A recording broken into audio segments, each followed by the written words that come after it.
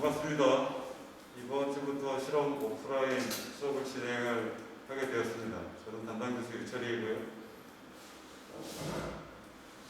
카톡으로만 만나다가 실제로 얼굴을 보게 돼서 정말 반갑습니다. 일반 물리 실험 1 수업은 조교 선생님 위주로 주로 진행을 합니다. 근데 본 학기는 코로나 바이러스로 여러 가지 사태가 생겨서 수업이 뒤죽박죽이 되었는데, 기본적인 수업 운영 방침은 여러분들에 대해서, 강의 내용에 대해서 제가 잠깐 소개를 하고, 나머지 수업은 조교 선생의 설명과 여러분들이 직접 실험하는 것으로 진행을 하도록 하겠습니다. 이조교, 잠깐 일러서 얼굴 좀 한번 보여주세요. 보통 학생들이 다 모이면 제일 첫 시간에 조교 선생님을 소개하는 시간을 갖는데, 나와 있는 사람은 13명, 나머지 학생, 온라인 수업 듣는 학생들을 위해서 조교 선생님을 소개를 합니다. 아마 얼굴은 다 이미 봤겠지만, 이번 학기 일반물리 실험을 담당한 이석재 조교입니다. 간단하게. 안녕하십니까. 저는 일반물리 조교를 담당한 이석재입니다. 잘 부탁드립니다. 박수는 안 쳐도 됩니다. 쳐야 할 때 치고, 잠깐 쉬고 있어요. 조금 진행하고 진행해. 제가 이번 학기 진행을 하면서 여러분들한테 강조하고 싶은 일반물리 내용이 아주 많이 있는데, 실험 수업이라 오늘 진행하고자 하는 측정값과 오차에 대한 내용, 그리고 길이 및 곡률환경 측정에 대한 실험 내용에 선수학습으로 필요한 내용을 잠시 전달을 하고 본격적인 실험을 진행하도록 하겠습니다.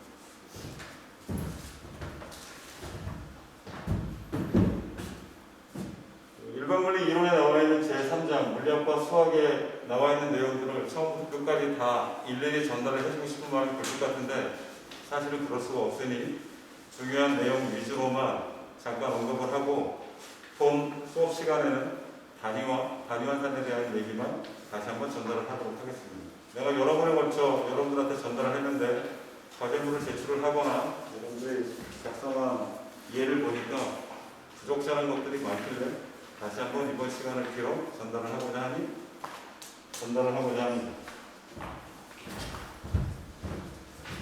여기서 얘기를 해도 음성은 들어가니?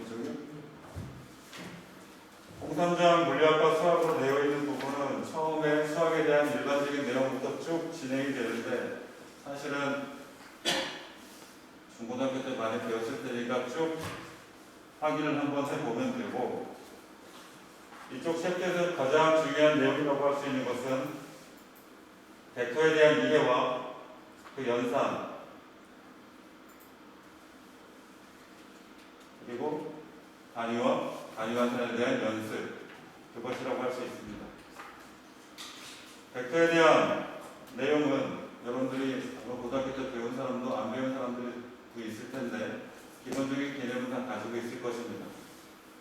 이 벡터에 대한 연산은 또 내용이 아주 길고, 이것만 가지고도 1시간을 해야 되기 때문에 따로 진행하지는 않겠고, 특히 벡터 공부를 할 때 기본적인 개념과 더불어서 벡터의 연산 중에 스칼라 프로덕트와 벡터 프로덕트를 정확히 구분하고 답을 산출할 수 있는 능력을 키워야 합니다.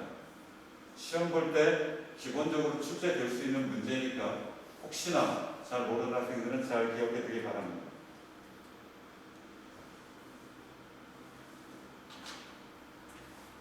이제 여기서 이거 지금 먹여준다? 내가 왔다 갔다 하는 게 좀 어려워.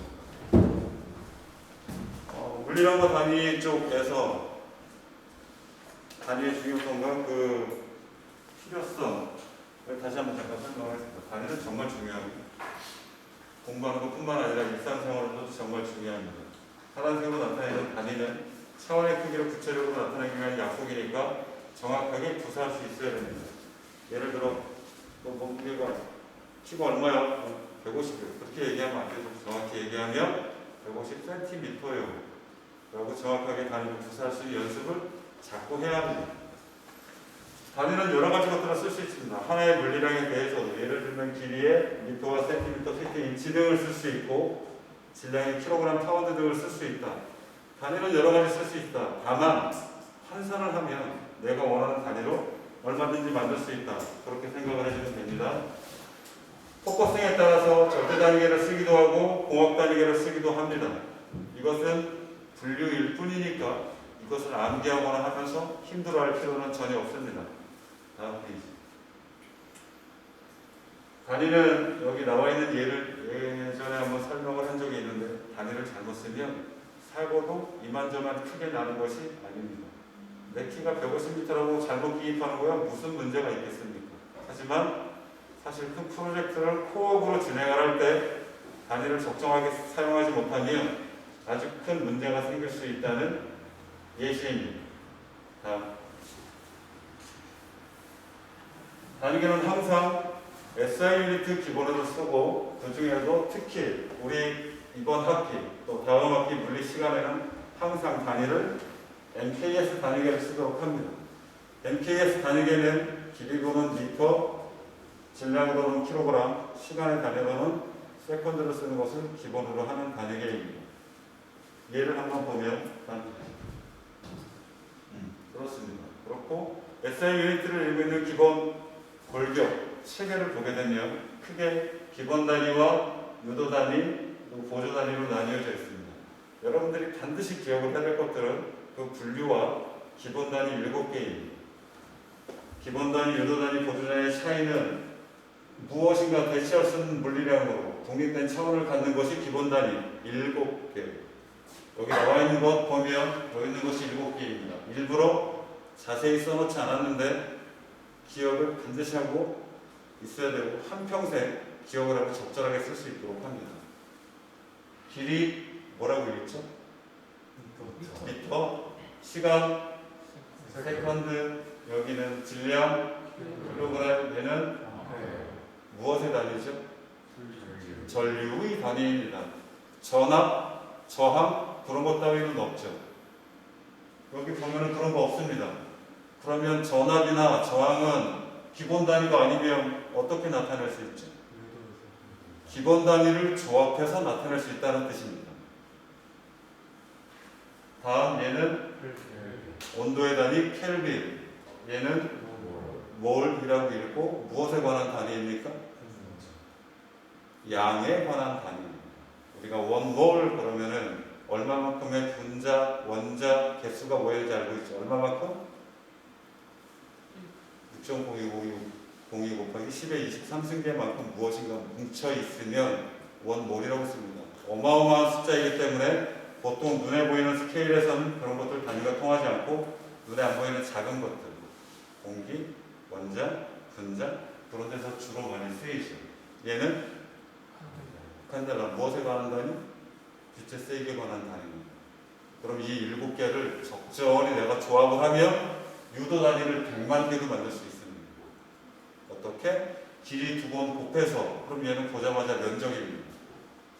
여기는 속도, 속력의 단위입니다. 킬로그램/세 제곱미터는 무엇의 단위죠?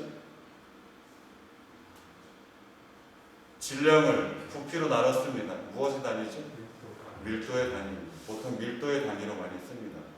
단위는 여러 가지 것들을 쓸 수 있지만 그램/세 제곱센티미터로 쓸 수도 있지만 이렇게 써주는 이유는 항상 MKS가 기본이기 때문입니다. 유도 단위는 기본 단위를 조합해서 나타낼 수 있다고 했습니다. 아까 얘기했던 저항이나 전압, 생소한 단위들도 사실은 여기 있는 기본 단위를 모두 조합을 하면 즉 곱하거나 나누거나 하면 얼마든지 나타낼 수 있다는 겁니다.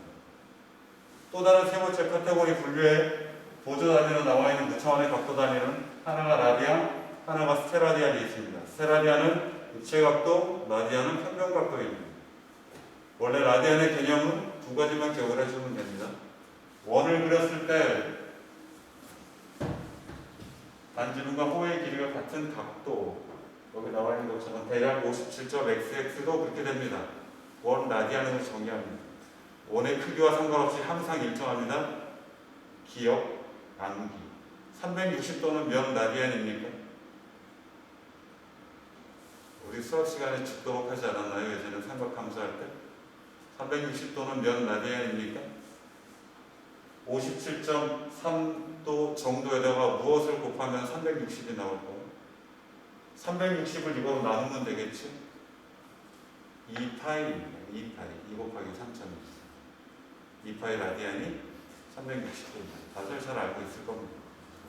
입체각도는 따로 설명하지 않겠습니다. 한번 읽어보고 나중에 필요할 때 개념을 취하면 됩니다. 보조 단위에서 꼭 기억을 해야 될 것들은 여기 나와 있는 단위들은 각도의 단위이지만 우리가 보통 각도의 단위로 쓰고 있는 동그라미, 작은 도라는 것들을 실제로 쓰지 않습니다. 30도, 40도 그렇게 나타내지 않습니다. 항상 라디안으로 나타내고 이 라디안은 무차원의 각도 단위입니다. 차원이 없습니다. 따라서 단위도 없습니다. 내가 이해를 돕기 위해서 라디안이라는 표현을 쓸 수는 있지만 사실상 연산을 할 때는 라디안의 개념이 없다는 얘기입니다. 쓸 때도 있고 안 쓸 때도 있는데 쓰는 경우는 이해를 돕기 위해서 안 쓸 때는 사실상 필요가 없으니까 그렇게 이해를 해주면 됩니다. 다음 페이지. 차원도 계속 설명을 했는데요. 단위와 차원은 약간 다른 개념입니다. 여기 나와 있는 차원을 보면 이렇게 측정의 기본이 되는 개념을 차원 디멘전이라고 얘기를 해줍니다. 간단하게 길이는 L, 시간은 T, 질량은 N으로 나타내서 우리가 주변에서 볼 수 있는 단위 또는 물리량들을 차원으로 이렇게 표현해 줄 수 있습니다. 아마 연습을 해서 일부 학생들은 이해를 했을 거라고 생각을 하는데 차원을 정확하게 나타낼 수 있어야 됩니다.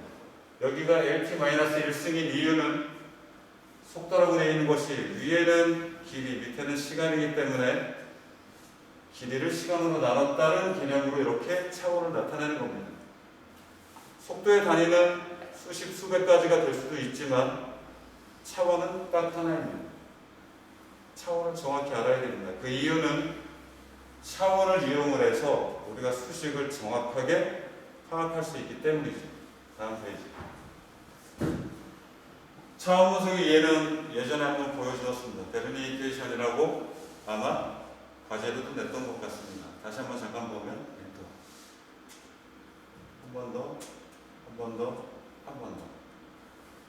여기 나와 있는 이 수식을 가만히 보면 생소하지만 P는 로즈 H 플러스 2의 로그 스퀘어 이퀄 콘스탄트라고 되어 있는 수식에서 여기 항이 좌측에 3개가 있는데 3개를 모두 더할 수 있다는 뜻은 근본적으로 이 3개의 차원이 같기 때문입니다.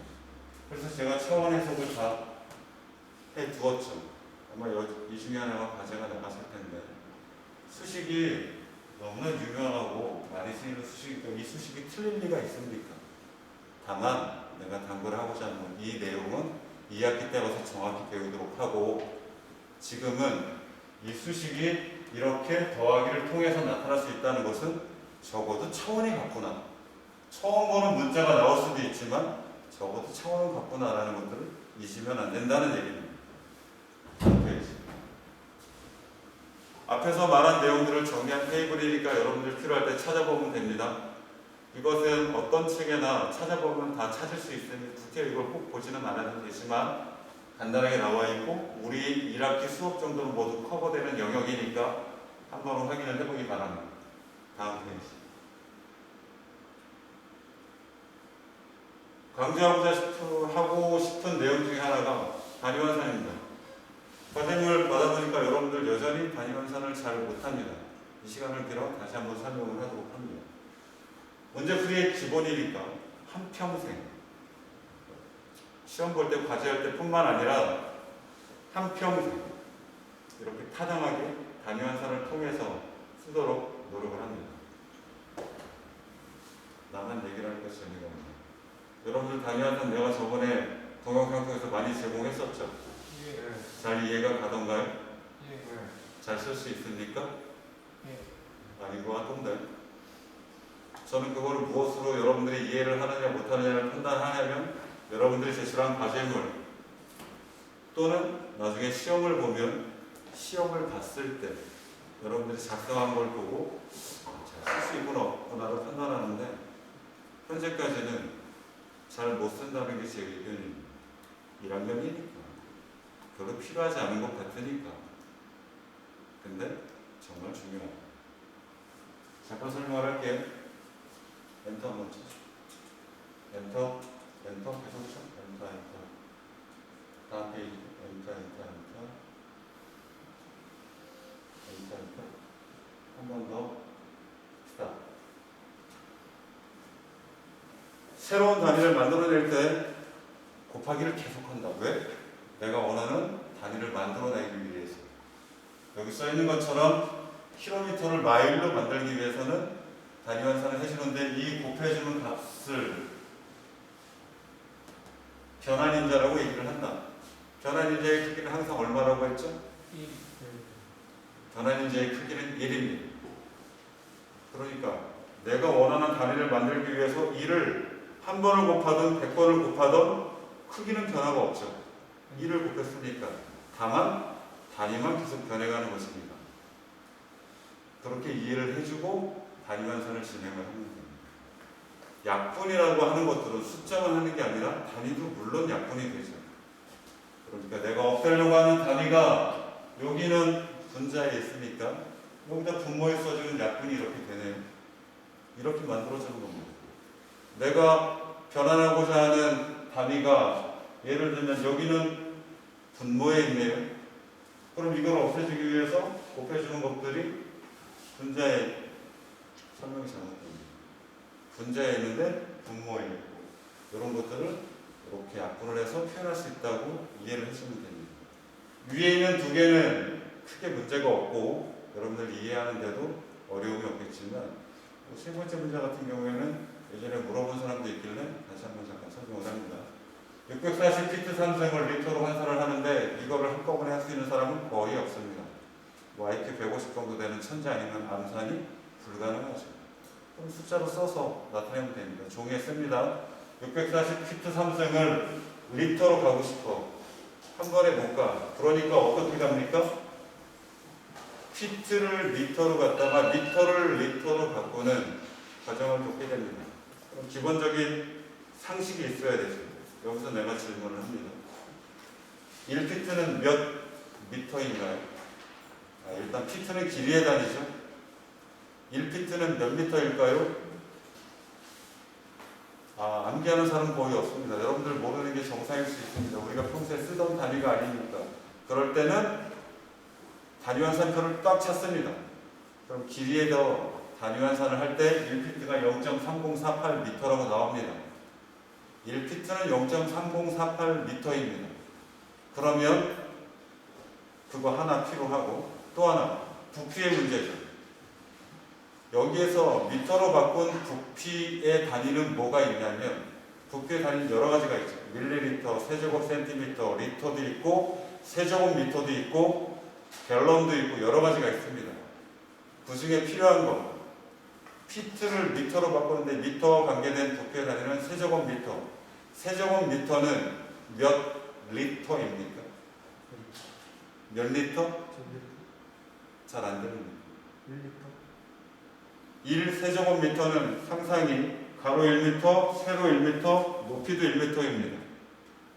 부피가 몇 리터입니까? 1000리터입니다. 잘 알고 있죠. 잘 알고. 물 1리터가 1kg이잖아요. 물 세제곱미터는 1000kg 원톤입니다. 1000리터입니다. 그걸 이용을 해서 써볼게요. 그러면은 640피트 삼승을 단위 환산을 할 때 일단 부피로 리터로 한꺼번에 못 가니까 1피트를 밑에 쓰고 0.3048m로 쓰게 되면 이게 변환인자 1입니다. 그런데 여기 있는 단위를 보니까 피트의 세제곱이네? 여기는 640 세제곱이 아니고 피트만 세제곱입니다. 단위 환산에서 없애주려면 여기가 피트가 세제곱이 돼야 되죠. 네. 그러면 흔히 하는 실수 중에 1학년들이니까 흔히 하는 실수 중에 1피트의 세제곱을 여기다가만 써.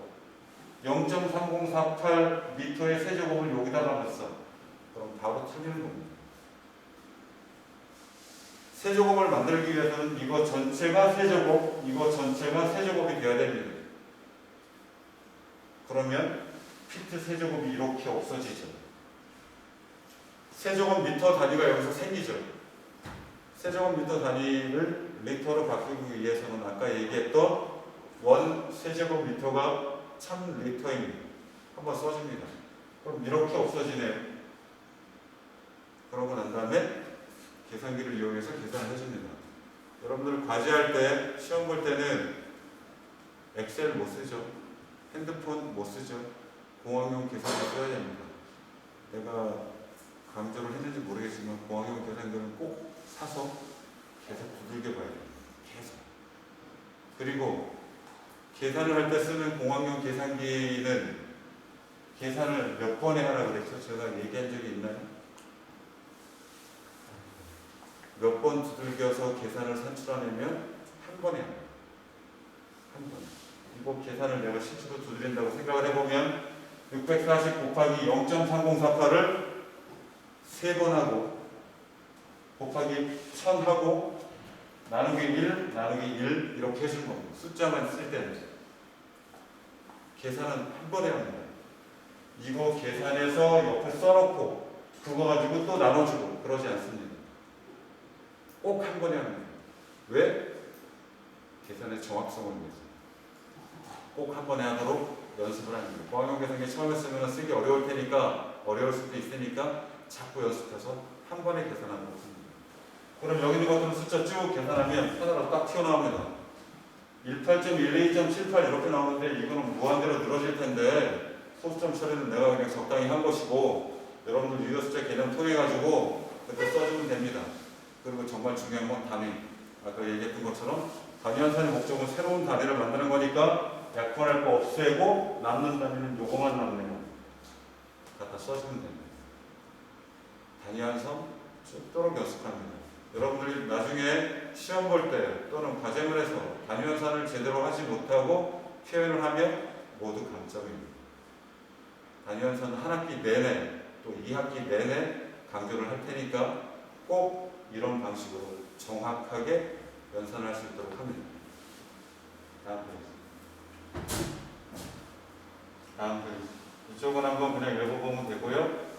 앞에 있는 것들 수배 매트릭스 프랙티스 쪽을 잘 연산 공부를 해두고 암기를 해두면 여러분들한테 과제를 내서 쓰기도 했었는데 암기를 해두면 아주 많은 도움이 될 겁니다. 공부뿐만 아니라 일상생활 속에서도. 다음 페이지. 글쓰 문자도 마찬가지고요. 다음 페이지. 이거는 설명을 할 기회가 없었기 때문에 그냥 간단하게만 얘기를 합니다. 여러분들은 초등학교 때부터 여태까지 문제풀이를 수도 없이 반복을 했으니까 아마 말하지 않아도 잘 할 겁니다. 그런데 가끔 가다 보면 성급한 사람들이 아주 많죠. 우리 카톡만 봐도 사실 위에 무슨 글 써있는지 한번 차분히 보면 분위기가 이렇구나, 이걸 전달하고자 하는지 알 수 있는데 일단 생각나면은 그냥 바로 질문하지 않습니까? 퀴즈는 왜 안 보이나요? 그 질문을 가장 많이 받은 것 같은데 1시간 후에 오픈됩니다. 그걸 100번쯤은 쓴 것 같아요. 그런 겁니다. 항상 차분하게 정확하게 잘 접근할 수 있도록 문제풀이할 때 특히 이와 같은 과정을 거치면 좋겠습니다. 정확히 잘 읽어보고요. 국어 잘 못하는 사람은 제 경험으로 수학이나 물리도 잘 못하더라고요. 정확하게 읽고 뭘 구하고자 하는 건지를 잘 파악을 합니다. 그리고 주어진 조건이 뭔지도 그림으로 나타내도 좋고 수식으로 정리를 해도 좋고 잘 확인을 합니다. 그리고 내가 보통 물리 문제에서는 어떤 수식을 적용해서 문제를 풀 건지 써놓고 주어진 조건 집어넣고 그리고 계산 정확히 한 다음에 반드시 이게 무슨 뜻이지? 이게 맞는 건가? 하는 점검 과정을 꼭 거치게 됩니다. 말하지 않아도 이렇게 할 텐데 높아심 삼아 다시 한번 얘기를 하는 거고 차분히 합니다. 급하지 않게 차분히 합니다. 처음에는 빨리 하는 게 의미가 전혀 없습니다. 그러니까 무조건 차분히 합니다. 그리고 차분히 계속해서 실력이 쌓이면 속도도 업그레이드 됩니다. 그런 과정으로 공부하기를 부탁합니다. 됐다. 꼭 제가 전달하고자 하는 내용은 일단 다 전달을 했습니다. 동일한 내용이 반복적으로 전달이 되는 거긴 하지만 오프라인 수업이라 시간을 들어 일부러 전달을 했고 전달을 했습니다. 지금 몇 분 진행됐지? 끊지 말고 계속해. 어차피 학생들한테 25분. 25분? 남은 시간은 25분 진행을 하고 그리고 실험은 과연 교수님을 찍도록 하겠습니다. 제가 화면에서 일단 사라지고 이석재 조교가 오늘 실험 진행할 거에 대한 설명과 그 이후에 실제로 여러분들이 실행을 수용하는 내용을 잠시 녹화하는 시간을 갖도록 하겠습니다. 혹시 지금 제가 진행했던 내용에 대해서 질문 있나요? 질문하는 절대 안 하더라고요. 저는 왜 안 하는지 모르겠어요. 답안지를 받아보면은 잘 못하거든. 근데 질문은 죽어도 안 해요. 혹시 그게 내 친구에 대한 예의가 아니라고 생각합니까? 시간을 다 같이 뺏어 먹으니까? 잡아먹으니까? 아, 내가 너무 전투적으로 물어봤구나. 그거 아니고요. 여러분들은 사실 배우려고 와 있는 거고, 내가 아무리 쉬운 걸 설명을 해도 이 중에 모르는 사람은 반드시 있어. 반드시 있습니다. 잘 안 들었거나 뭐 이해가 안 갈 수도 있지. 그러면 마구 질문은 그게 여러분들의 특권입니다. 나중에 사회 나가면은 마구 질문할 수 있을 것 같습니다. 잘 못합니다. 지금은 뭐 없다고 하니까 그냥 넘어가고, 여러분들 제가 수업하고 또는 조교선생님 수업하고 그랬을 때 질문이 있으면 아무 때나 불쑥하는 건 곤란하겠지만 꼭 메모 또는 기억했다가 질문을 해서 자기가 모르는 건 그 시간 내에 이해하도록 합니다.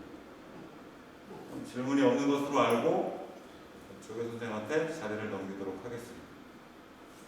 이 선생님, 진행.